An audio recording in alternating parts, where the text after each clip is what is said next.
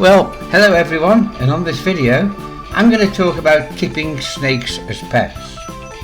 Now, I know many people are afraid of snakes, and this is because they just don't understand them.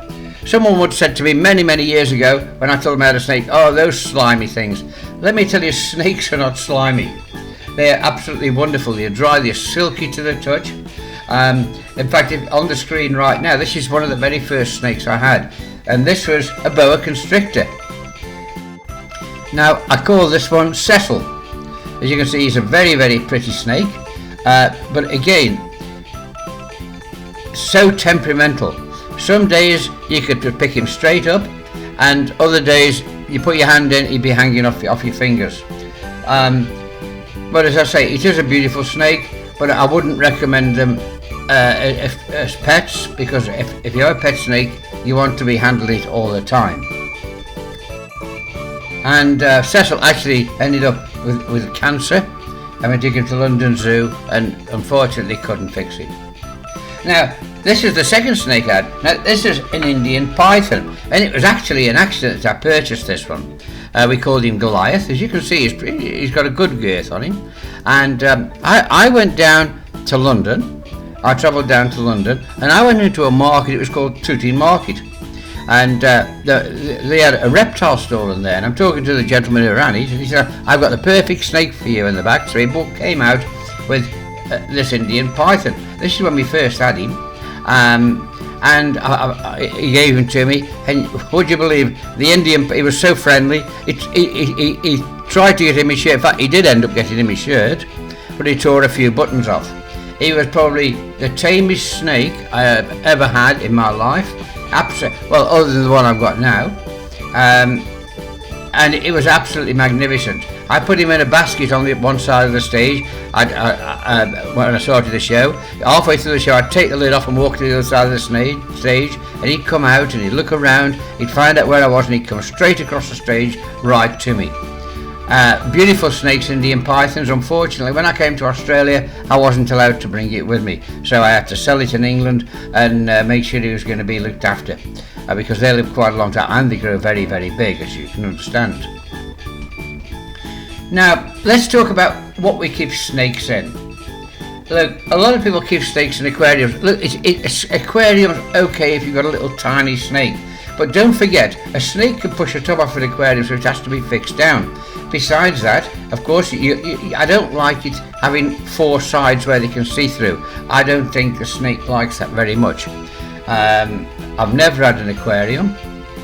And also, if you look at the aquarium there, you've got to put bedding in there. You've got to put a heater pad in there, depending where you live, of course, unless it's warm all the year round. But I'm in Queensland, Australia, and I still have to have a heater pad in mine.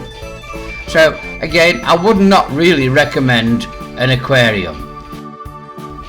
Here you can see a vivarium, but this vivarium is really for lizards, because as you can see, it isn't very high. It's got a little hole you can see in the rock there, which is ideal for lizards. Lizards can get inside there. You could always have a heater stone in there for a lizard. But again, I would not recommend this for a snake. It's alright for a baby snake perhaps, but as your snake wants more room, so it'll be able to grow to its full size. Now, this kind of aquarium is ideal. It's actually ideal for a small snake. The only thing is, you've got to put a heater pad on the bottom, and I like a little enclosure at the bottom, a little box, so he can crawl in when it's cold and he can curl up over the heater pad. Now, I know you might think, oh well, it's got a light and that'll keep it warm, but he wants somewhere dark. As far as I'm concerned, anyway, he wants somewhere dark to go, just out of the way, so he can just sit down, relax, and a little bit of peace and quiet. So let's look at my vivarium. Now, as you can see, I've converted a very large wall unit into a vivarium. Now that's because my snake is now just over 8 foot long. It's a rough-scaled python. It's a beautiful snake. It's a female. We call it Eleanor. When we first had Eleanor, she was very small. and I think I only used the middle part of the unit then for her. But as she grew, I had to cut a hole out on each side, as you can probably see, so she can crawl through the whole 3 sections. Now she's quite happy in there. Now as you can see, I've got a light on the top, but I don't put the heater lights in. There's no need to in Queensland. I have one of the old 40-watt bulbs, not the LED ones, one of the old 40-watt bulbs, and that's what's in there. That gives her enough heat to keep her warm. Of course, the unit is in the lounge. Besides that, of course, you can see the box there in the middle of the right-hand side. Now, that's just a piece of a polystyrene box that I've painted brown. And underneath that, we've got wood chip on the floor there, wood chip. Underneath the wood chip, I've got Perspex. I've got a big piece of Perspex. Because when she does a wee or a poo, you want to be able to clean it out. You don't want it soaking into anything else. Now, underneath the Perspex, I've also got a sheet of polystyrene, a thin sheet of polystyrene. And where the heater pad goes, which is underneath the box, I've actually cut the polystyrene out so the heater pad just fits in there.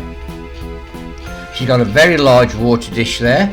She doesn't go for a swim, she just has every now and again she'll have a drink.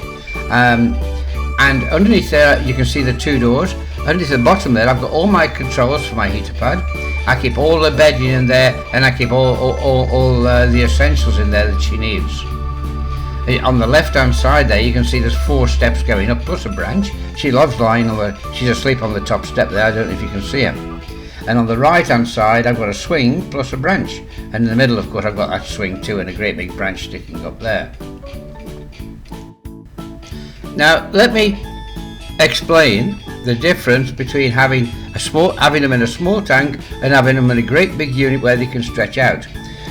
Now Eleanor is a rough-scaled python, and I think the biggest ever found has been about 7 foot long. Well, Eleanor is over 8 foot long now. There she is there. Eleanor is over 8 foot long. She is really, really happy. She loves the tank. I put lights in the side there so you can see them better. I'll take them out afterwards. You can see her there. She's on the left-hand side plus in the middle. I've got Perspex doors in the middle there. With a lock on, and on the sides I've just left the glass doors that were on there. Now I don't feed Eleanor that often. In fact, I feed her about every 2 or 3 months, probably about every 3 months. She has a rat, and she takes it very easily. But with Bede, she's a very happy snake. She's a really happy snake. And in fact, she's a bit of a softie too, because what happens if she wants to come out, she'll go on one of the sides there, rear up, and just stare at me until I take her out. She's really, really happy snake.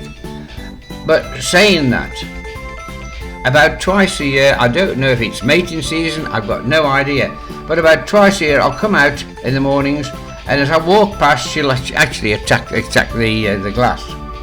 Now, when she does that, I just cover her up with a cloth. I put a big sheet around over the front of it and leave it for a couple of hours and take it off. Normally she's okay then. Now it could be because it's mating season, I don't know. I'm not quite sure why that happens, but it happens twice a year, and it goes on for 2 or 3 days at a time. But any other time she's as tame as anything. Anybody can hold her. She loves being held, and she loves people. Now I'm going to give you a little tip here too. This is very important because ever since I started keeping snakes when I was very young, now snakes have a problem, and they get what I think is called tracheitis, and their eyes go blurred. Now of course when they're ready to slough or lose their skin, their eyes can go blurred. But if they go blurred any other time, don't bother sending for the vet. When I was in England, I've had seen so many snakes in pet shops that have had tracheitis. They've called the vet in, and the vet put cream in, and the snakes have gone blind. But I'll give you a little tip here.